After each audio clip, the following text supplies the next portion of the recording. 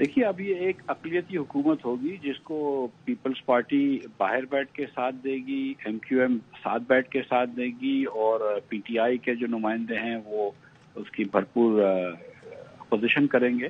تو یہ حکومت کے لیے بڑا مشکل ہوگا، اور جو ریفارمز چاہیے اس وقت حکومت کو، جو مشکلات اس وقت درپیش ہیں معیشت میں، بالخصوص آئی ایم ایف سے ایگریمنٹ کرنا ہے. آئی ایم ایف کے بہت سارے سوال ہوں گے.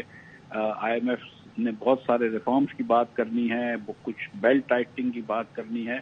تو جو مسلم لیگ نے عوام کو وعدے کیے تھے وہ پورے کرنا، کہ پیٹرول آپ کو سستا کر دیں گے، گیس بجلی سستا کر دیں گے، وہ بڑا مشکل ہوگا.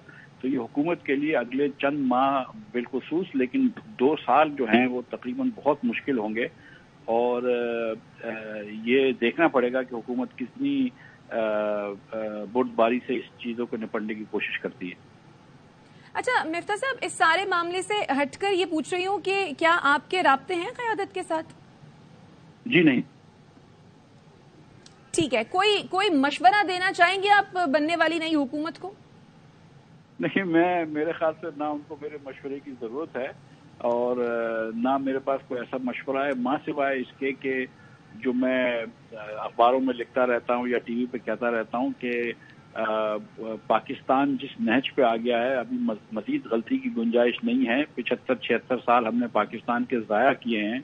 آج اگر 9 کروڑ پاکستانی خط غربت کے نیچے ہے تو اس کا نتیجہ بھی آپ نے الیکشن میں دیکھا. آج اگر 15 مہینے سے 25% سے زیادہ مہنگائی ہے تو اس کا بھی نتیجہ آپ نے الیکشن میں دیکھا. تو بہت ساری حکومت کو اپنی سمت بدلنی ہوگی، اور یہ جو چیزیں بانٹنے کی جو شوق ہوتا ہے سیاسی لیڈران کو، اس سے تھوڑی گریز کرنی ہوگی، اور تھوڑا سا لانگ ٹرم ویژن رکھنا ہوگا، اور ملک کے وسیع تر مفاد میں فیصلے کرنے پڑیں گے. اگر حکومت لی ہے اور بالخصوص اقلیتی حکومت لی ہے تو پھر اس کا یہ مطلب ہے کہ آپ کو کچھ مشکل فیصلے کرنے ہوں گے، اور وہ اگر نہیں کر گزرے تو یہ میرے خیال سے بڑا کٹھن وقت ہے. اور پھر یہ حکومت جو ہے وہ بہت لمبی دیر پا نہیں رہے گی. تو میں سمجھتا ہوں کہ جو وقت ملا ہے اس میں یہ مشکل فیصلے ان کو کرنے پڑیں گے. جب بھی انہوں نے ڈیلے کیا پچھلے دور میں بھی، پچھلے جو 1.5 سال کی حکومت تھی، تو اس کا نقصان انہوں نے برتا ہے. تو یہی بات کنٹینیو کروں گا کہ جو 16 ماہ کی حکومت ملی تھی پی ڈی ایم کو، تو اس میں درست فیصلے ہوتے، اچھے، یعنی کہ جو اثرات چھوڑتے، بر وقت فیصلے ہوتے، تو آج نتیجہ کچھ اور ہوتا؟ دیکھیں اب یہ تو کاؤنٹر فیکچوئل ہسٹری تو بڑی مشکل ہے، لیکن مثال کے طور پر اگر اکتوبر کے اندر، پچھلے اکتوبر میں 22 کے اندر اگر آئی ایم ایف سے چیزیں ہو جاتی سیٹل، تو یہ جو فروری سے جو اکتوبر سے لے کر جون تک جو بے چینی کا یا لا علمی کا عالم رہا پاکستانی معیشت کے اوپر، اور جو انسٹیبلٹی رہی، وہ انسٹیبلٹی نہ رہتی، اور آج معیشت جو ہے وہ بہتر ہوتی. یہ مہنگائی جو آج ہم دیکھ رہے ہیں وہ شاید نہ ہوتی. تو اسحاق ڈار کے جو فیصلے ہیں اس کا جو ہے بھگتنا پڑ رہا ہے نون لیگ کو آج. میرے خیال سے دیکھیں جب دیکھیں معیشت کب سے سنبھلی ہے، جون کے بعد جب شہباز شریف نے فیصلہ کیا تھا کہ آئی ایم ایف سے ڈیل کرنی ہے، اس کے بعد سے معیشت سنبھلی ہے، اور آپ نے دیکھا کہ اسٹاک مارکیٹ بھی آگے بڑھی، دیگر چیزیں بھی ہوئیں. لیکن اور جو فیصلے کیے کیئر ٹیکر نے مشکل، اس سے بھی فائدہ ہوا. لیکن اگر آپ سارے فیصلے جو ہے وہ مطلب ملتوی کر دیتے ہیں اور ہر چیز کو کہتے ہیں کہ یار اس کو بعد میں دیکھ لیں گے، اس کو بعد میں دیکھ لیں گے، تو پھر اس کا نقصان ہوتا ہے، اور اس کا نقصان ہوا ہے.